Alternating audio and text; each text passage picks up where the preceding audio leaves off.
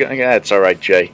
We're going to do a quick disassembly, show you how the FSB Pastchlock works, and just wanted to show you a small imperfection. There is a small inclusion line right along here. There you go. Now you can see it right there. That little line, that's inclusions, and my cameraman Jerry is going to take over. Go ahead, Jerry. Thank you. Oh, thank you, Patrick. First, we're removing the set screws. We only have to remove the set screw on the inside lever. Thank you, Jerry.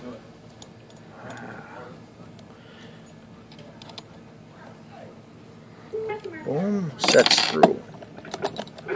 Not all the way out. Just back that off all the way. Set screw out. Outside lever pulls out. There's the stop, so you can't knock the spindle through. There we go. You can back off just a little bit. Thank you. Take off the armor front.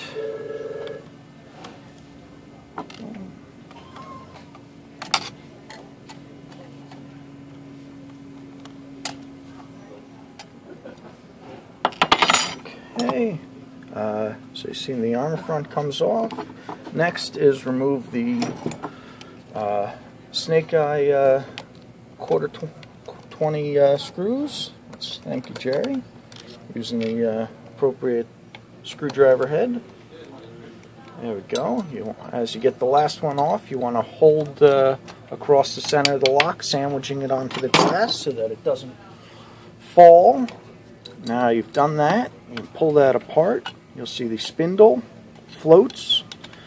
Put that down, face up, spindle to the side. I let go of the lock. Don't do that because it can topple out of the glass mounting there. So there we go. Next is removing the cylinder. To remove the cylinder, put the key in, back it out.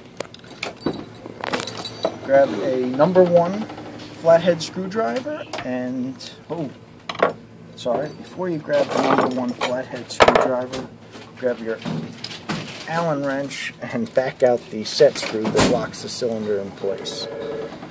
There we go. 1, 2, 3. Backing that set screw out. There we go. Set screws out. Now, #1 screwdriver, flathead screwdriver, and we're backing out the cylinder. See that coming out? You can try this by the key, but I find you get better leverage with the #2 screwdriver. Alright, so now the lock is ready to be removed from the Pastchlock housing. Remove the 2 armor front screws with a #2 Phillips head screwdriver.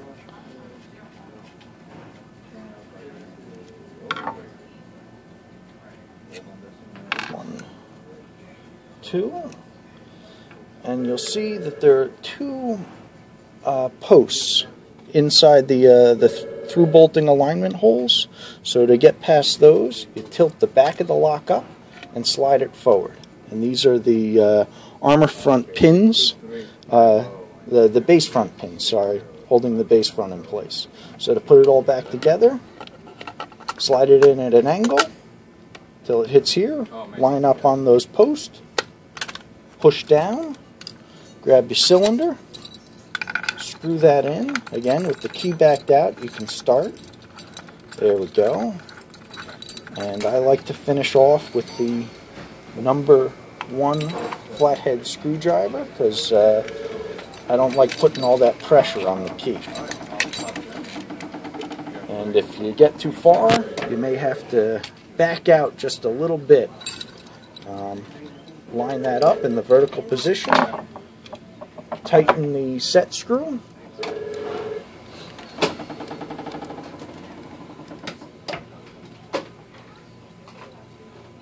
Set screw is tightened. There you go. We'll mount this on the glass. Here are your through bolting bushings that protect the glass from the steel of the through bolting posts. Slide that into place. Ooh, before you do that, put your base front screws back in with the number 2 screwdriver. So before I even put it up to the glass, I should have put these base front screws back in. 1, and here's the second. 2. I know, but I try to help, but I can't be responsible for everything. You know, I try to help every time I can, but Okay, thank you.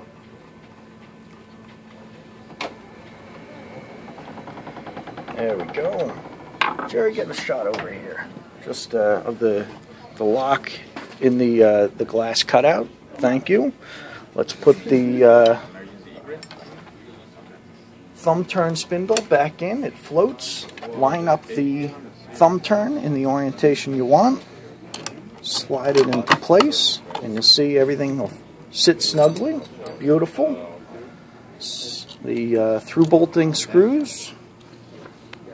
Thank you, Jerry. Back in place.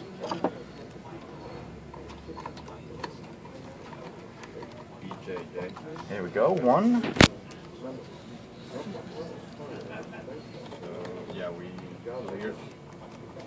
And 2. And I'm going to back the top one off just a hair. You don't want those tight all the way until you've got the armor front on. Armor front. Push out the bolt. That'll help line that up.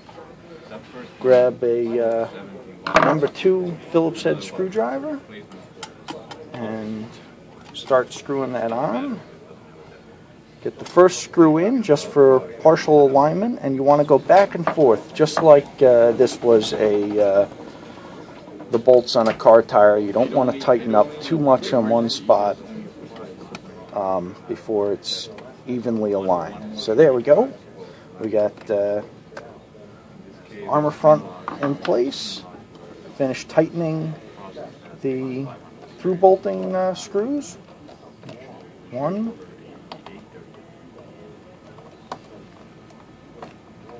2. All right. Lever back in place. Again, make sure your spindle is backed off 1.5 turns. There you go.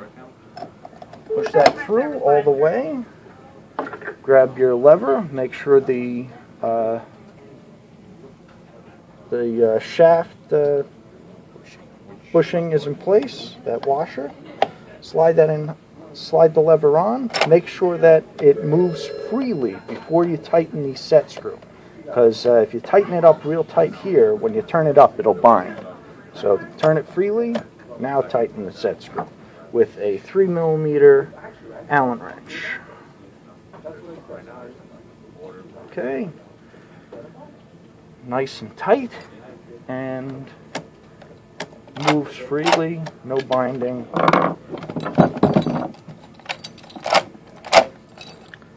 Perfect. And again, the outside lever is rigid. You operate the deadbolt only by key. Thank you very much, Jerry.